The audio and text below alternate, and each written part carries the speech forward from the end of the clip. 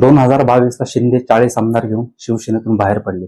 मागील महिन्यात राघव चड्डा यांनी आपला सोडचिठ्ठी देऊन बीजेपी मध्ये प्रवेश केला आणि काल परवा पश्चिम बंगालमधील 20 खासदार.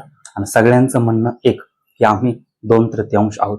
पण नेमकी अँटी डिफेक्शन लॉ काय सांगतोय समजून घेऊया. नमस्कार मित्रांनो, मी वैभव आणि वैभव डिकोटे आपल्या युट्यूब चॅनलमध्ये आपलं स्वागत. आज आपण समजून घेणार आहोत भारतीय संविधानातील 10वी अनुसूची म्हणजे 10th schedule. Anti defection law हा कायदा नेमका का आणावा लागला, तो कसा काम करतो आणि आज तो अपयशी ठरत आहे का. 1967 साल हरियाणामध्ये गयालाल नावाच्या एका आमदाराने अवघ्या काही तासांत 3 वेळा पक्ष बदलला.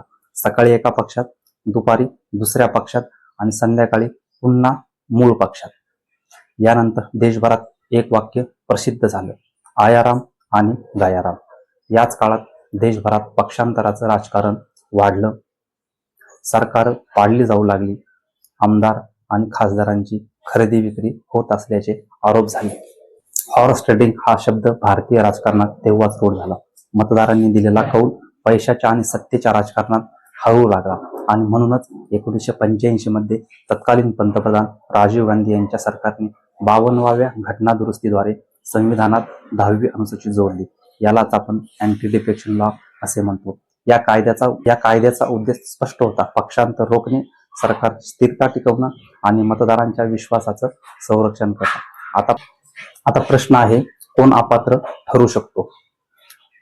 जर एखादा खासदार किंवा आमदार स्वेच्छेने आपल्या पक्षाचं सदस्यत्व सोडतो, तो अपात्र होतो, किंवा पक्षाच्या व्हीप विरोधात मतदान करतो, तो अपात्र होतो, किंवा मतदानापासून दूर राहतो, तर त्याला अपात्र ठरवलं जाऊ शकतं. हा कायदा अपक्ष आणि नामनिर्देशित सदस्यांनाही लागू होतो. पण प्रत्येक कायद्यात काही अपवाद असतात आणि इथे सर्वात मोठा अपवाद आहे मर्जर. जर एखाद्या पक्षातील किमान 2/3 सदस्यांनी दुसऱ्या पक्षात पक्ष विलीन करण्याचा निर्णय घेतला तर त्यांना अपात्र ठरवलं जात नाही. म्हणजे इथं मूळ पक्षाचे विलीनीकरण बोललं आहे, सदस्यांचे नाही. मूळ राजकीय पक्ष विलीन आणि त्या विलिनीकरणासाठी 2/3 मेजॉरिटी हवी असा अर्थ आहे.